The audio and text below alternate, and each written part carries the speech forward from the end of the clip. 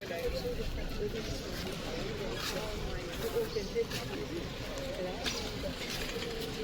was funny, man. Yeah. Why didn't you have some? Should you have it on the way back? Yeah, no. That's what I was given.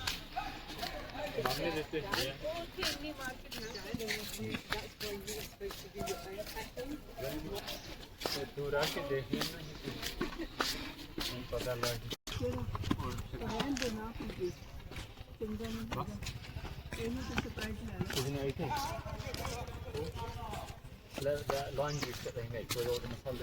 सारा पहाड़ दे विच है ना जी। हाँ जी। ठीक है।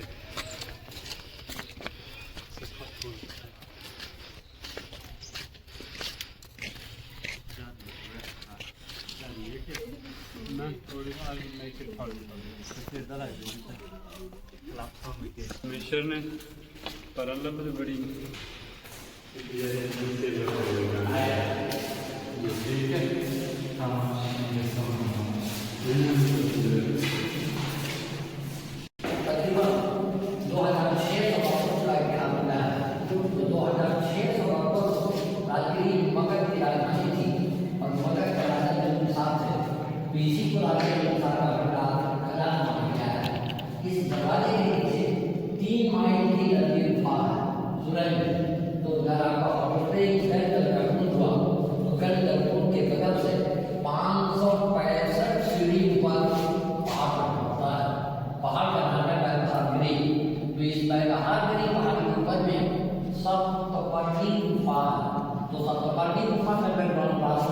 यहाँ पर बताया गया है और ऐसा बहुत सारे जो वर्णन है जब भगवान बुद्ध का महापरिनिर्वाण उसी जगह में हुआ उनके मृत्यु के 3 महीना बाद 500 भिक्षुओं का प्रथम और महासंयुक्ति सभा राजगिरी सप्तपर्णी गुफा के भीतर हुई और बौद्धों की 3 धार्मिक पुस्तकें लिखी गई सुत्रिका विनयकर और पतंजलि तो इसी गुफा के भीतर इतिहास है कि राजेंद्र निषाद का गुप्त धर्म खजाना छुपा हुआ है।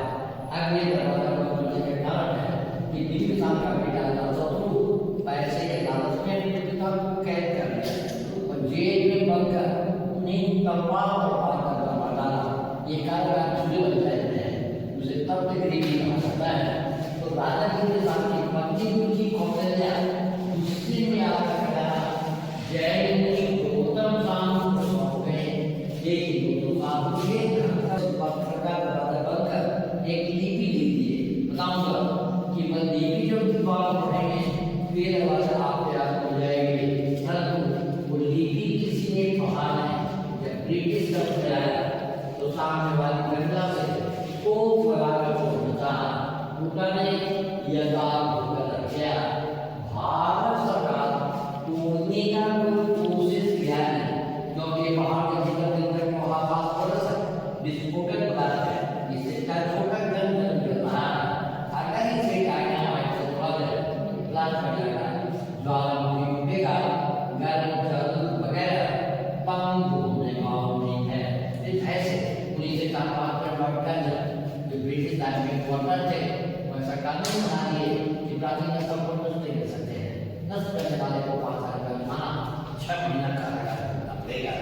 इसका ये भी देखा है किसी ने पढ़ा में संख लिपि नाम से जाना जाता है क्योंकि इसमें कुछ अल्फाबेट्स ऐसे हैं जो कि संख आकार का मिल रहा है। तो प्राचीन जमाने में जितनी पुस्तकें होती थी वो नालंदा लाइब्रेरी में रखी जाती थी लेकिन जब 1199 में प्रत्याकृति का नाम आया वो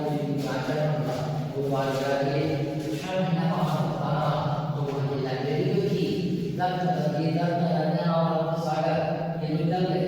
उन भाषाओं में संस्कृत का आज तक भाई हुआ है।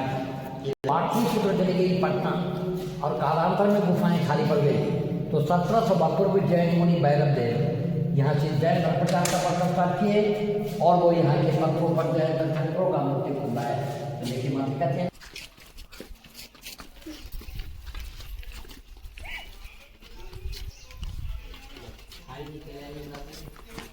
ये तो जंगलझाड़ी मिट्टी में ढका हुआ था। तो एशिया महादेश में 3 ही यूनिवर्सिटी का नाम आता है। प्रथम तो हुआ तक्षशिला जो आपका पाकिस्तान और अफगानिस्तान के बॉर्डर पर है, जिसका राजधानी बलूचिस्तान हुआ, द्वितीय नालंदा और तृतीय विक्रमशिला जो भागलपुर में है। तो नालंदा में जो चाइनीज विद्यार्थी थे फाहियान और हुएंगसंग साहब जब भारत भ्रमण यात्रा किए तो उनके भारत भ्रमण यात्रा के रिपोर्ट पर यहाँ की खुदाई 1905 में लॉर्ड कनिंघम और मार्शल साहब ने करवाए तो 2 गुफाएं मिली। अब उसमें पूर्वी गुफा 2 तल्ले का प्राचीन जैन मंदिर मिला।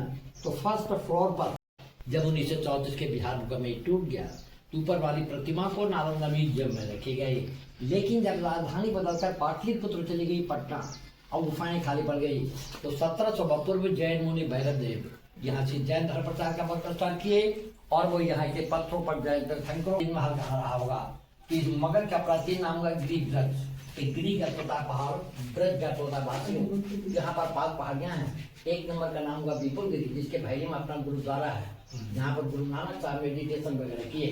2 नंबर रत्नागिरी, इसे गिरकोट पहाड़ भी कहते हैं, जहाँ विश्व शांति स्तूप झूला है। उदयगिरी, सोनागिरी और ये भाई बहादुर हुआ पता जी इसी 5 पहाड़ के भीतर। अब अनुमान लगाया जाता है कि राजा बिंबिसार का महल रहा होगा, लेकिन हमेशा प्रकृति का आपका भूकंप आता रहा। महल जंगलधारी मिट्टी में दब गया। नया राजगिरी बस स्टैंड के पास पसंद हुआ है।